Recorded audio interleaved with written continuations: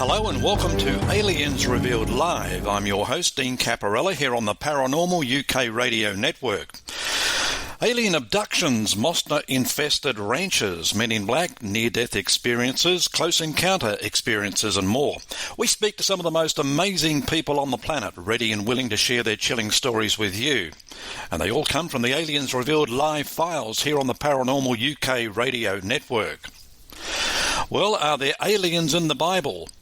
Most listening to this right now will be in the aliens exist camp, so I imagine the response from the majority would be yes. We've tackled this topic several times during the past few months, getting a wide range of opinion. But so far, we haven't heard from someone who has stood on the other side of the pew preaching the good word of the Bible.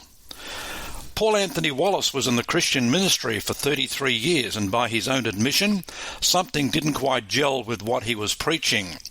In other words, he had questions and lots of them.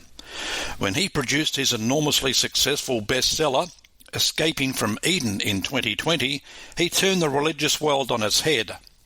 The idea of aliens in the Bible is not new. It's been debated continuously for several decades. What was once considered blasphemous to even link aliens and the Bible together not too long ago now seems an accepted argument.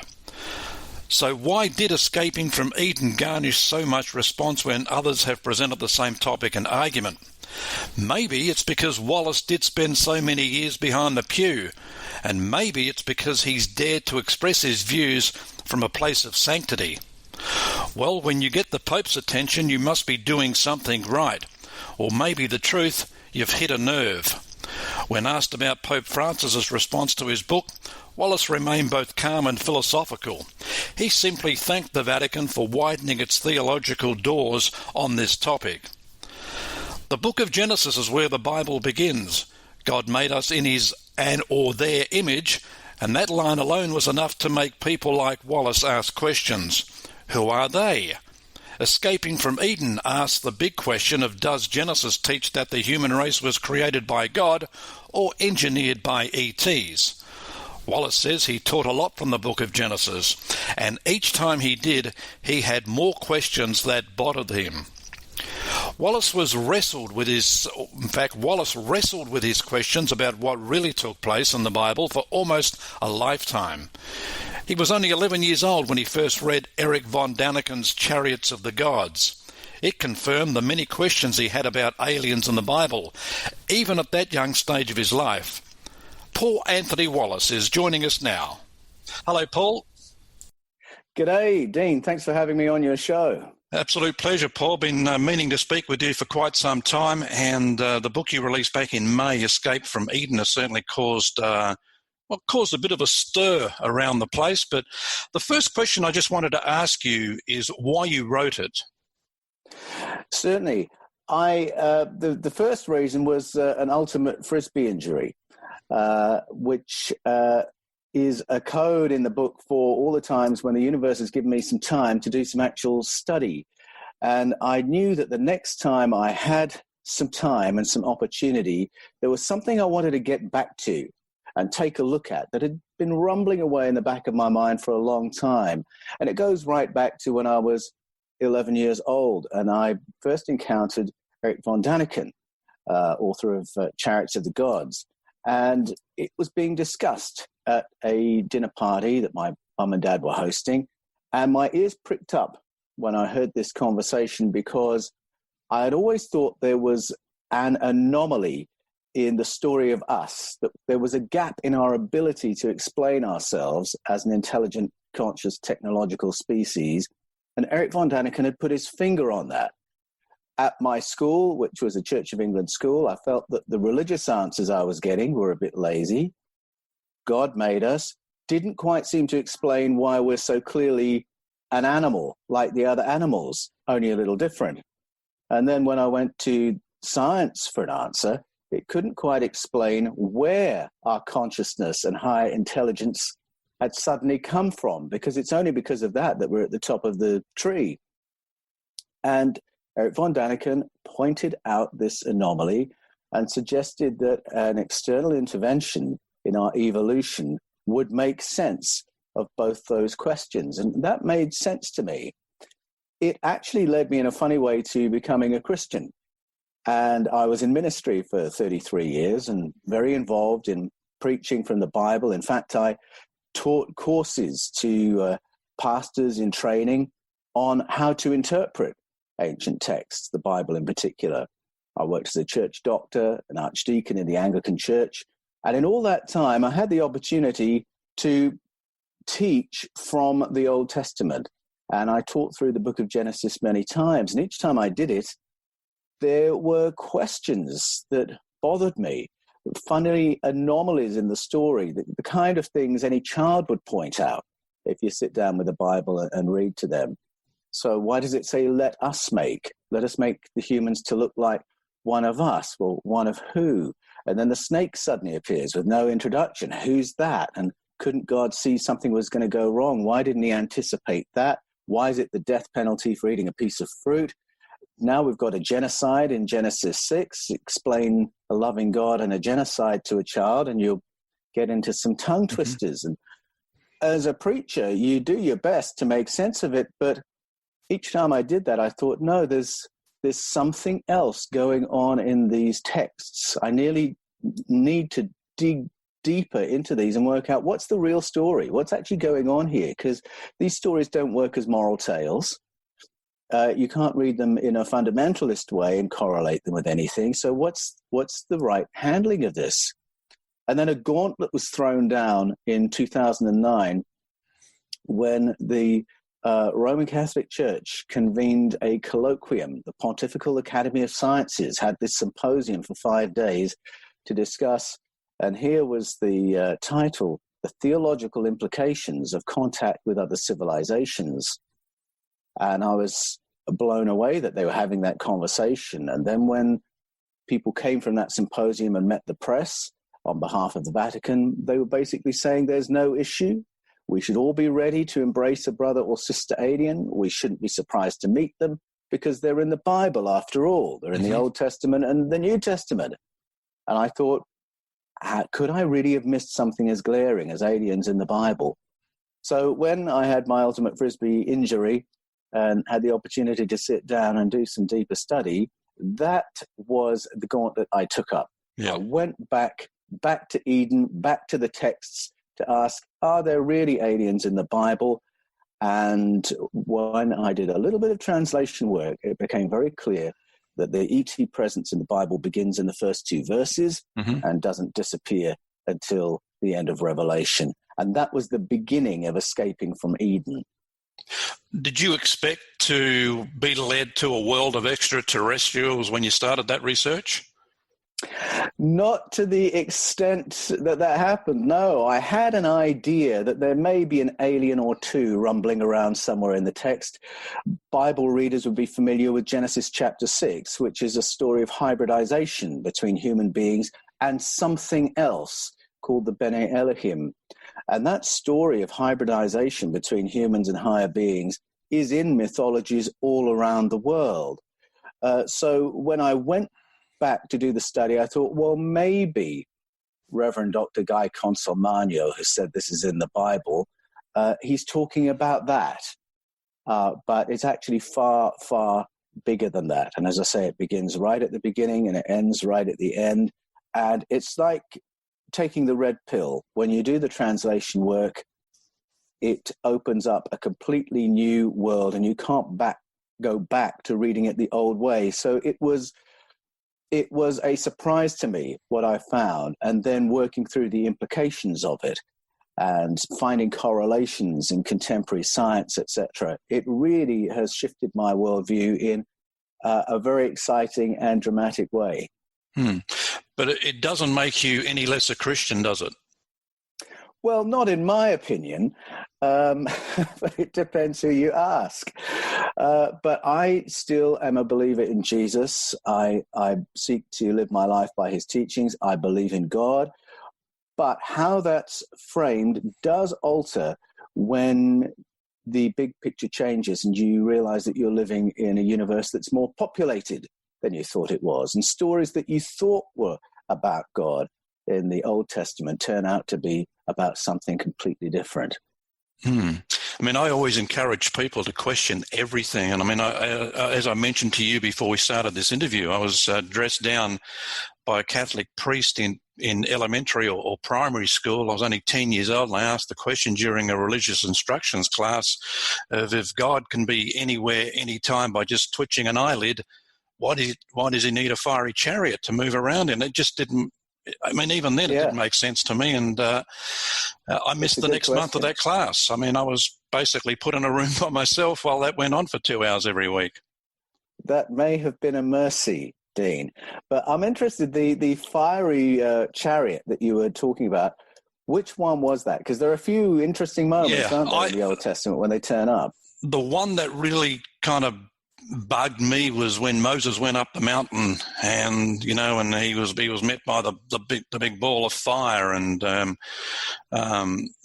was taken on board, and and he was gone for a while. And I always thought, well, I mean, couldn't God just zap him up to heaven if that's where he wanted him to be, and then show him what he wanted him to teach? Yes, that's right. There are a few moments like that where if you're just reading it without any preconceptions, you'll say, what technology is that? It's when we come to the text with religious expectations that we think, oh, this must be a metaphor. But you take the plain meaning of what you're reading, and you've got fire, you've got smoke, you've got noise, you've got a vehicle. And it's interesting, in that moment with Moses, God says to Moses, when I come back, I'll come back in my Shekinah. And that gets translated as glory. But if you dig down into the etymology of that, a Shekinah is a big, heavy thing that clearly flies. And the other place that this big, heavy thing that flies is mentioned is in the prophet Ezekiel, where he gets picked up in the big, heavy thing that flies, and he describes the flying journeys it takes him on. And that's a really funny episode, because there the pilot, who Ezekiel describes as being like a human being, is trying to talk to him about religion and politics, but Ezekiel is fixated by the big heavy thing and how it works, the noise it makes, this glass canopy, he's never seen anything like it, how the wheels work, and he's clearly looking at a piece of technology which he is really describing. So you asked a very, very obvious and good question. What's this technology? Why does God need it? And it's disappointing, let's be honest, that you were responded to in that way, because anyone who studies theology, and a Roman Catholic priest will study it for 7 years, will have read these texts and will know that they are based on Sumerian, Akkadian, Assyrian, and Babylonian texts that don't have God in them. They have beings from another planet in them who have technology with which they arrive and manage Project Earth. Those are the stories that the ancient Bible stories are based on. And I think it's a shame that your priest couldn't have a conversation with you about that. He was a pretty fiery Irishman, so I didn't want to push him too far. But anyway, yeah. And even my lovely wife, I mean, she's very, very spiritual and faith-based. And I mean, so am I, but she's got God in the box and I haven't. So we'll get into a little, back and forth and not far into an argument. I don't want it to ever lead into an argument, but, I just back off, and I think she just needs to grow a bit more in her. Well, people have different ways in to the topic. And for me, I've mentioned a couple of ways, but another way is if you do have a faith in Jesus, then immediately that's going to give you questions about the Hebrew Scriptures, the Old Testament. Because if God is as Jesus suggests he is, then you go back to the old stories of Genesis and further into the Hebrew Scriptures, and you think, well, that can't be right. This can't be a story about God. So what is it about? And for many of the early church fathers, right at the beginning of Christianity, that was how they got into this ET narrative, by beginning with Jesus. But I now find I'm meeting with people who get into this territory from all sorts of start points, either through a study of archaeology, neurology, study of mythologies, astronomy, DNA research. There are so many ways that people can study, and they'll swallow a red pill, a new picture will open up, and they'll suddenly realize, oh, there are other entities in this big world that I've just been exposed to. And often we will meet in a discussion about ETs or UFOs or abduction stories and realize we've come from all these different start points to the realization that this is what we're looking at. Theologian and author Patrick Cook once said that gods have been mistaken for aliens rather than the other way around. I mean, would you agree with that? Gods have been mistaken for aliens rather than the other way around. Well, for me, my answer to that really begins with the texts and understanding what the texts say and what the texts are about. And it's been a really fun and exciting journey for me, discovering the correlations among texts, narratives from all around the world. And in those, I find stories about other kinds of being that then get interpreted as gods. So I guess that's the way around I've seen it. Let's talk about the Bible then. Firstly, I wanted to ask you why some books, and I thought some very important books, were banned from the Bible. They weren't included in the original text. Enoch, for example. Yeah, Enoch is really interesting. Enoch is part of the Bible in the Ethiopian Orthodox Church, but it isn't part of the Western canon. It isn't part of the Catholic canon, and it's not part of the Hebrew canon. It's intriguing, though, because when you read the story I mentioned from Genesis 6, which is the hybridization story, the writer tells that story so fast that he clearly thinks the reader knows the story from somewhere else. And the Book of Enoch, among other things, unpacks that story in phenomenal detail. When you go to the New Testament, to the book of Jude, when he wants to talk about Enoch and the Genesis 6 story, he quotes the book of Enoch word for word. So Jude expects his readers all to have read the book of Enoch. The versions that we have of it are fairly late, but they appear to refer to an ancient tradition. Why didn't it make it into the canon, except in Ethiopia? I think it's because there are claims that it makes that are just too far out of the neat and tidy monotheism framework that Judaism and Christianity operate in. And scholars generally agree that the Old Testament, the Hebrew scriptures, took their current shape in about the 6th century BCE. And I believe it's at that point that all this range of texts got harmonized and monotheized, and the appearance of extraterrestrial species in those texts sort of gets airbrushed out. And as they tightened up the canon, they simply didn't include books where the airbrushing wouldn't work. And the Book of Enoch was one of those. And the same process happened in Christianity, really. There were what came to be viewed as fringe sects within Christianity that had written other literature. I'm thinking about the Gnostic sects. And there was just too much in them that was untidy, that didn't fit the story of monotheism, too much about other entities, too much about altered states, too much that was really esoteric and inviting too much thought, perhaps. And what emerged with the canon that we have is neat and tidy. It is a monotheized view, and it was one that Imperial Christianity, the Imperial Department of Religion for the Roman Empire, found it could work with. Because if you've got one god at the top and perhaps the emperor above him, or maybe the other way around, then you can create this neat and tidy world where a good Christian and a good citizen are more or less the same thing. And historically, that's what happened. So all the untidy other stories sort of got brushed aside. And then when you get to the 4th century of the Common Era, you have Emperor Theodosius effectively illegalizing the teaching of alternative views. And so these other texts not only were not in the Bible, they actually had to be hidden for their protection, buried in the desert or kept by esoteric groups and sects, except the stories survived and keep resurfacing. And when that colloquium happened back in 2009, it was extraordinary because the most conservative pope in my lifetime was saying that all the push and pull of those debates, all that discussion really needs to go back on the table because we have missed something very important about the nature of our universe. Yeah. Other stories in the Bible, I wanted to kind of get your interpretation on the story of Noah's Ark, especially, gathering two of each animal on the planet and putting them onto a boat.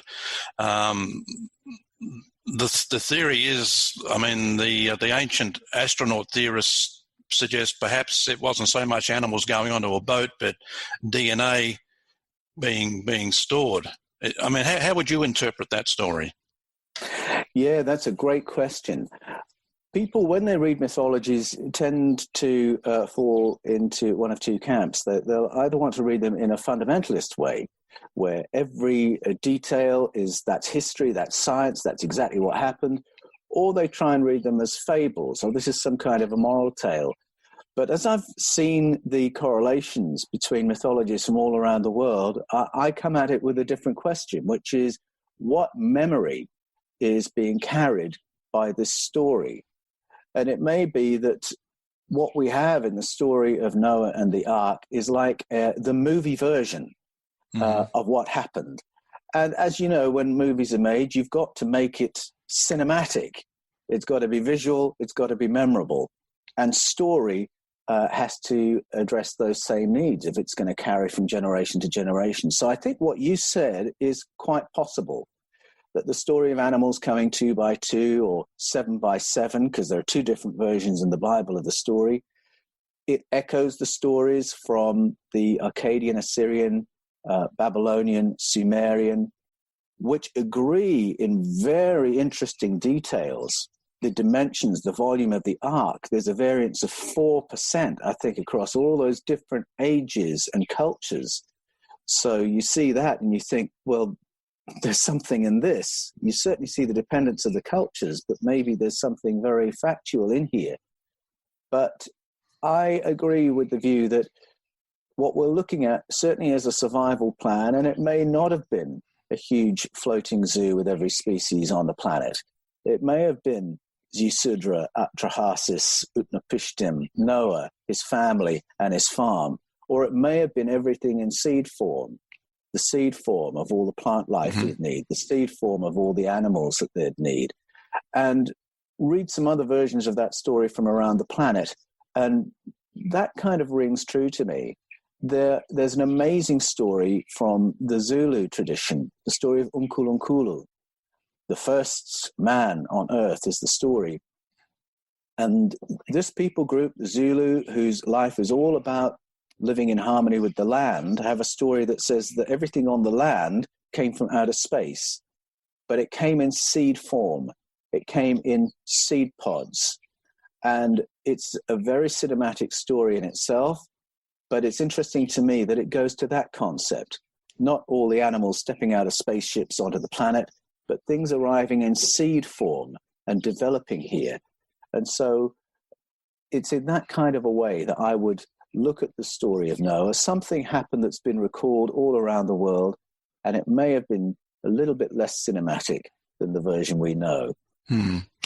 Another story, and again, as a child, it kind of always bothered me, was the story of Jonah being swallowed by the fish and being able to survive 3 days inside a fish, which we all know is impossible because I think, within the first day, you'd be broken down by the stomach acid in the fish. But, was it more likely that he was picked up by a UFO? Well, something I have discovered since researching Escaping from Eden is that there are stories all around the world, but in particular from the southern cone of South Africa, all up the western seaboard of Africa, into the Caribbean, out to Brazil, and then as far east as the Philippines, stories of abductions of humans from near the water who are taken to underwater bases. And it's part of the wider story of hybridization that the world has remembered.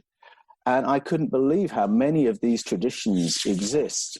The idea that there are people who look like us, who have bases underwater, and people in the UFO community talk about this, underwater bases, seeing craft going into the ocean and emerging from the ocean. So knowing that, I go back to the Jonah story and think, what is being remembered here? Here we have a very, very ancient story of an experience that a man had that's been told and retold. Is it possible that what swallowed him wasn't a fish? Well, it's certainly not possible that it was a fish. If something happened and it's not just a story, then the explanation from these other stories, the Mami Wata tradition, might have something to tell us. Because we have to remember too that back in those ancient times, they described things. I guess they saw things in a different way, not as we see them now, and they would interpret them the way they see them. So exactly. So a craft would be a fish. Yes, that's right. And something that flies might be a bird. Exactly. So there's a text where somebody says, "I'm going to fly in my bird from this country to this country." And we read that with a 21st century eye and think, that's not a bird. Mm-hmm. That's something else.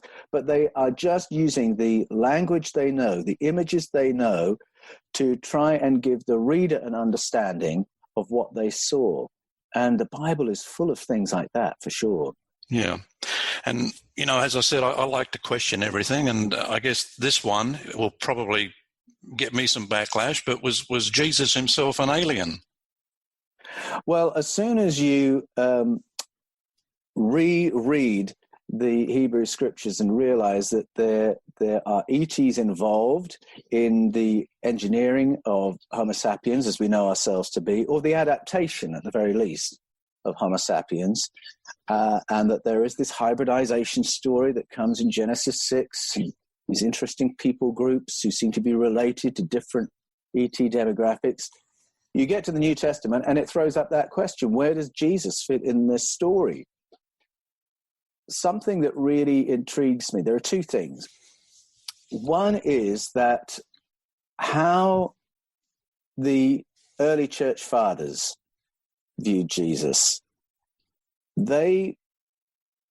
There was a big discussion in the early church as to whether or not that 6th century edit of the Hebrew scriptures should be glued onto the writings of the apostles to make a Bible.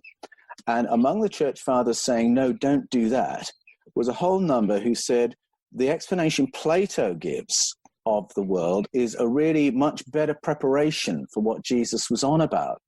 And Plato talks about consciousness and human consciousness. He said that each one of us is a being of consciousness, first and foremost, that consciousness exists before this material life, and it survives this material life. And that while we're in this material life, we're wrestling with the question of whether we can do consciousness, love, intelligence, and harmony as a society of individuals with free will. Well, when I read all that from Plato, I thought, hang on, that's how Jesus describes himself. In the Gospel of John, it says, in the beginning was the Word, and the Word was with God, and the Word was God. He was with God in the beginning. That's what Plato says about all of us, that we begin as consciousness, part of the cosmic consciousness. Then the Word became flesh. We beheld his glory, full of grace and truth. Plato said that's true of all of us. We become human beings. We have this individual experience.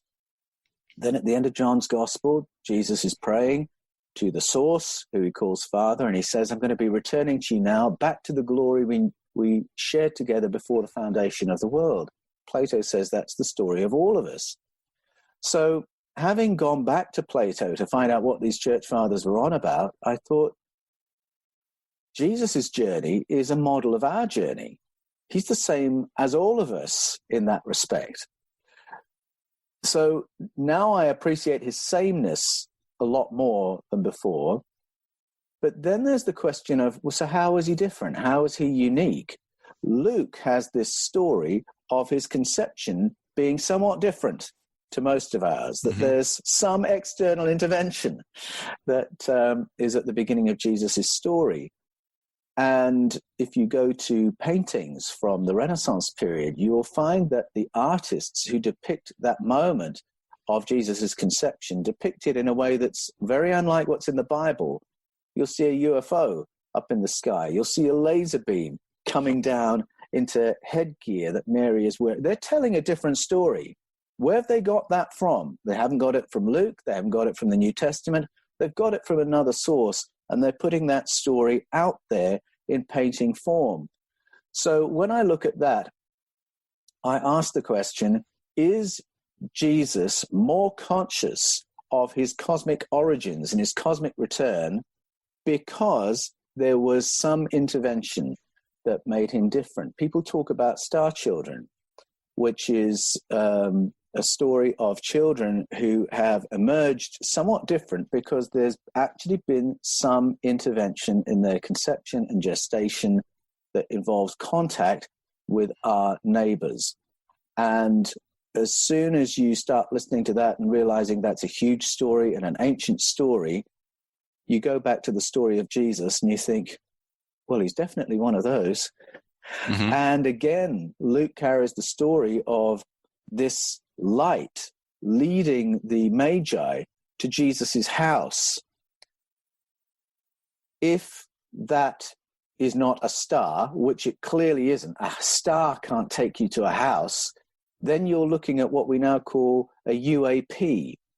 And if there was UAP interest in this baby Jesus, again, that hints at the possibility there's a more direct connection with our ET origins and our ET wider family. So now I would say, yes, I think Jesus falls in that star child category. And that's part of why he had this higher level of consciousness, why he had this incredible and unique role in our history as a society. Speaking of higher level of consciousness, are you familiar with the CE5 community? No, I'm not. No, tell me about that. I mean, they're all about the higher consciousness and making contact with ET, but in a very benevolent way, and meeting ET on their level of consciousness.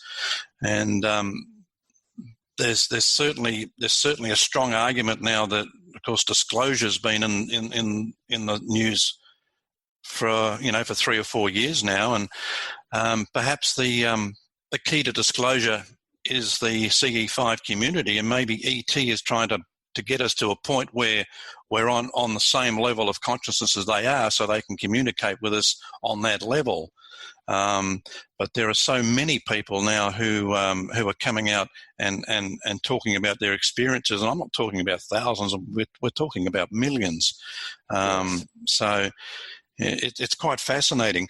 Paul, what about the Bible itself? Do you think it's been written before, maybe several times? Do you think this might be the 3rd, 4th, or 5th time around for us? Well, I think 4th or 5th time around for us as a civilization. Yeah, well, let me go to that part of the question, because we do have in the Bible texts that are very, very ancient. And by the time you're right back at the beginning, Genesis 1 to 11, you've got roots in Sumeria for that literature, and then some of the Sumerian stories are retelling even older stories. But if you just start at Genesis, by the time you're at the end of chapter 11, you will have read about 3 resets of civilization, 3 planetary resets. And once you realize you've read 3, it raises the question, how many resets might there have been? Plato believed that every 5,000 years or so, our vulnerable planet gets impacted by movement of objects in space such that it triggers an extinction level event and everything has to reboot. So he believed it had happened several times. The Vedas, I believe, teach that we're on about the 5th reset. But that might just be the 5th reset that we know about. If there had been a civilization on Earth prior to us, prior to the dinosaurs, prior to the Cambrian explosion, it would be compacted within millimeters of strata in the planet's record. We just wouldn't know. So to go to the first half of the question, scholars know a fair bit about how the Bible evolved, but the ultimate source of these stories is far, far more ancient. And then the memory that we have of planetary resets, that could take us way back into geological time.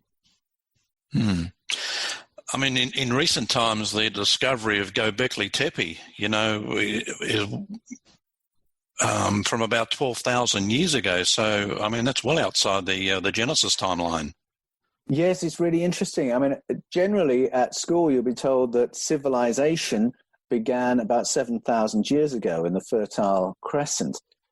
But then in 1998, Manfred Hoyne led a team from the University of Ås in Norway and the Max Planck Institute to the Fertile Crescent, to southeast Turkey, to a place called Karakodag, and they identified what is the first evidence of farming that we've ever found, which is an extraordinary thing in itself, because this tribe, or one family, as Manfred Hoyne suggests, had worked out how to genetically modify 11 naturally occurring plants so they could be cultivated. And then they cultivated them. And at the same time, they worked out how to do animal husbandry. It's an incredible thing to work out all in one go in one place, but it looks like that's what happened. And yet, just a few hours down the road is Göbekli Tepe, which is the megalithic remains of an earlier civilization. Mm-hmm. And so I wonder if there's actually a tipping point we're looking at there with the closure of one civilization and the emergence of a new one just after the end of the last ice age.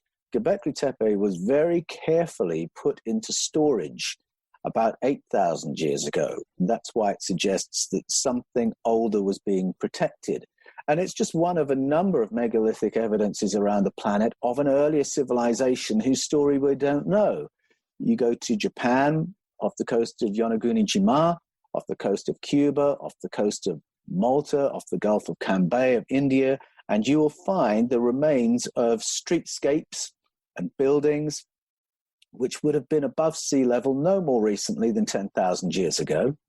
So we know there was a civilization prior, but we really don't know much about it. But as we find these sites and as we uncover through new technology other buried cities, we're finding evidences that these cultures were all connected, because we find the same motifs in their art and carvings that suggest there is a cultural connection that seemed to span the world. So that tells us there's a lot we don't know. Well, we've spoken about the Bible. So, ET or not, I'd say ET is pretty well invested in us. I mean, they must have realised at some stage that we would develop to such a point where we would be intelligent enough to investigate things ourselves and eventually work things out and kind of decide, well, this square block doesn't go into this round hole. What's going on here? I mean, do you think that's the case? Yes. Well, in the Bible itself, there's a very disturbing story that happens in Genesis 11, where the people on Earth appear to have developed spacefaring technology, and it's the Babel story. Babel means a gateway to the powerful ones, and the Sumerian version of that story makes clear what the gateway did. It dispatched people from here to stations in the stars, what we would call space stations. And a population arrives from somewhere and says, we can't have a spacefaring human race, thank you very much. And they bomb us back into a pre-Stone Age condition. They attack human progress to the point that we lose the power of communication and speech, and we have to re-evolve that. Mm-hmm. We're now in a somewhat different situation, I think. Later stories talk about a sky council, and again, this is in mythologies all around the world, of different ET demographics who all appear to have some stake holding in Project Earth and Project Humanity. And they kind of hold each other in some kind of a stable relationship, a little bit of conflict from time to time. I actually think that's the situation we're in now. Ed Mitchell, the sixth man to walk on the moon, talks about we need to be able to take our place among the community of spacefaring civilizations. That's what he was allowed to say, even while bound by layers and layers of official secrets laws.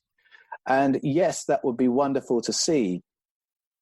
And I have no doubt that there is contact and communication going on, such as with the Siggy community, with particular demographics. But I think we've got some ET presences who are friendly to humanity, some who are coldly indifferent to us and are here for other reasons, and some who may even be hostile. And the Sky Council is there as a group where they kind of hold each other in abeyance. Mm-hmm.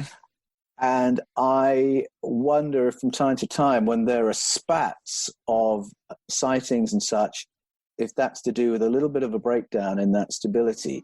So how neat and tidy it would be for us suddenly to put up our heads and say we'd like to be part of the discussion, I don't know.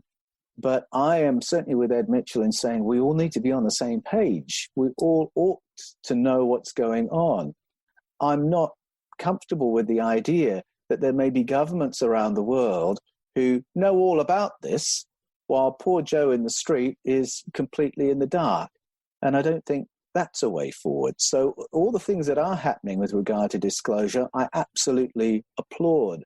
I'm really excited by the changes in the last couple of years where we've had the US Navy, US Department of Defense, the Pentagon acknowledging that we have been engaging with UFOs in all the 70 years since that exploration was classified, and that we have ET technology that's now been out in the news. It was on CNN, it was in the New York Times.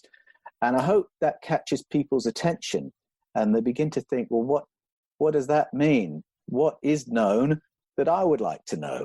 And I think it would be wonderful if we could all arrive on the same page so that we can begin to do the work necessary to play our part in a more populated universe. So why do you think the church doesn't really want to talk about or mention the word UFO or aliens when we're talking about our past? Well, I know that some believers struggle with it because they don't have a box for it in their theology. And that was my worldview for a long time. I believed in God, the devil, angels, demons, humans, animal, vegetable, mineral, and nothing else. And so if you hear a story about something else, you try and squeeze it into one of those boxes. And so I do come across people from time to time from church quarters who, if they hear something they can't deny in terms of ET contact, they'll say, well, that must be demonic. Or they'll say, well, that must be an angel, and you're just calling it an alien. And they can't quite do business with it. And that's why I think that colloquium in 2009 was so important. The senior exorcist for the Roman Catholic Church, Monsignor Corrado Balducci, stood up and said, when people report ET contact, abduction experiences, they are not describing a demonic encounter, and it's not a psychotic break of some kind. They're describing a totally different kind of entity, one that merits serious study. And I think the church and the believers need to get a hold of that and realize that's the case. All we have to do is to read our ancient texts with a bit more careful translation and realize it's been in our tradition and in our literature from the very beginning. And we have to have other boxes and other categories in order to see what we're seeing and understand what's going on. Yeah. So if disclosure ever happens in our lifetime, full disclosure, and ET says, hey, we're here, we've been here all the time, do you think the fractured religion or religious boxes will collapse and suddenly we'll all become just the one religion? You know, when we talk about religion collapsing, if there is disclosure, is that what they're talking about? Well, people often suggest that might happen. Obviously, the colloquium was part of the Roman Catholic Church preparing itself for that moment. In fact, they gave every appearance. They thought some disclosure was going to be made by another authority, and they wanted to get in first so that they could say, oh, don't you remember we talked about this? There's really no issue. And in a sense, I think there is no issue. I think Christianity can accommodate what's going on if it will have an honest conversation about it. Islam can say, we knew about this. We have the tradition of the jinn. Other religions around the world have other language for it. The Duatas, the Dili Ingonata, they have words for these things, the Mamiwata. And so I don't think it would blow apart world religions. Whether or not that's a good thing is another question. I think the greater challenge of a sudden disclosure would be the political implications. If people suddenly woke up to the fact that we've been lied to and manipulated and things covered up to the extent that there have been, I think the trust in authority would be the real hot potato. And I think that's why there isn't going to be a big disclosure moment from government. I think what's happening is a soft disclosure process. Mm-hmm. Where bit by bit, drip by drip, we're getting the picture. We're hearing now from the DOD. We're hearing now from the US Navy. We're hearing now from the Pentagon. So that by the time it becomes inescapable and we're all realizing we're not alone, we will have all more or less worked it out from the things that have been dripped. And I think that's happening in order to avoid this sudden shock horror, I've been lied to, what do I do now kind of moment. Yeah. So Escape from Eden. So you talk about most of what we discussed here in the book and more? Oh, yes. Escaping from Eden. It begins in the texts. It begins in Genesis. It goes from there to the sources, Sumerian, Babylonian, Akkadian, Assyrian. It goes from there to mythologies around the world. But then it goes to contemporary areas of science as well. DNA research in particular. Neurology is another fascinating one. Archaeology, astronomy. And it finds that there are correlations in these fields that really confirm that we are in a populated universe. We're part of a wider ET family, and that we cannot understand who we are until we are willing to hear what those stories have to tell us and understand that there is memory in it. Yeah. So all that's there. And where that leads, what really excites me about it is the question of human potential. If that's who we are, what does that mean is possible for us? And I'm really intrigued by the fact that the cultures that have curated this story of ET contact, ET adaptation of our ancestors, those cultures all have shamanic and mystical traditions aimed at elevating our consciousness. Part of the story of our development is that those who intervened in our evolution upgraded us, and then downgraded us so that we could be more easily managed. Mm-hmm. And that downgrade is a wonderful and fascinating moment. And it just hints at the possibility we can re-upgrade ourselves, be more intelligent, more conscious, and live a different and better life because of it. And that excites me, the idea that we can have a better human experience, live better as a society and better as human beings, and have a more empowered and deeply interesting life because of it. What about a follow-up to the book? Will there be one? I'm working on it right now. And in that, we drill down a bit deeper into some of these stories, but there's a lot more first-person connection in the sequel, where I'm going directly to the experts who are doing the research and relating to my own story of why it is that the author is particularly driven in this topic. So watch this space. That'll be coming out. We're aiming for springtime next year for the sequel. Great. Escaping from Eden, available at, I guess, all good bookstores, online as well, Amazon, from your website? Absolutely. Yes, you can follow its progress on paulanthonywallis.com. That's Anthony with an H, Wallis, W-A-L-L-I-S, paulanthonywallis.com. Go to fifthkind.tv for the website where we host our documentaries. You can also find Fifth Kind TV on YouTube and the Paul Wallis channel on YouTube as well. Paul, it's been a fascinating discussion. Hope we can have you on again in the not too distant future. Thanks very much. Thanks, Dean, for having me on. It's been great fun. That's Paul Anthony Wallis. Watch out for his new book, The Scars of Eden, due for release in the next couple of months. Chuck Zukowski is one of the world's elite UFO field investigators. When he's on an assignment, he doesn't leave any stone unturned. Zukowski showcased his skills during his television series Alien Highway. He's very analytical and methodical, and he's clear on a couple of things that you need as a UFO field investigator, and this may surprise many people. He says maintaining both a non-biased and skeptical attitude are important before you start an investigation. Oh, absolutely. One of the things that I've always tried to do before every case is going into a case non-biased. Okay, and you don't want to be biased, and I've seen so many investigators or people who call themselves investigators. Oh yeah, that was a UFO. No, that was a mothership. Oh, no, you got to go in non-biased, very analytically thinking. Now, my full-time job is I design microchips. I'm an IC mass design engineer, and I've been doing that just a couple of years less than the UFO stuff. Been doing that just a couple of years more. But the thing is when you design microchips and you deal with engineers, and you think very analytically. Mm-hmm. Well, I incorporate that into my investigations.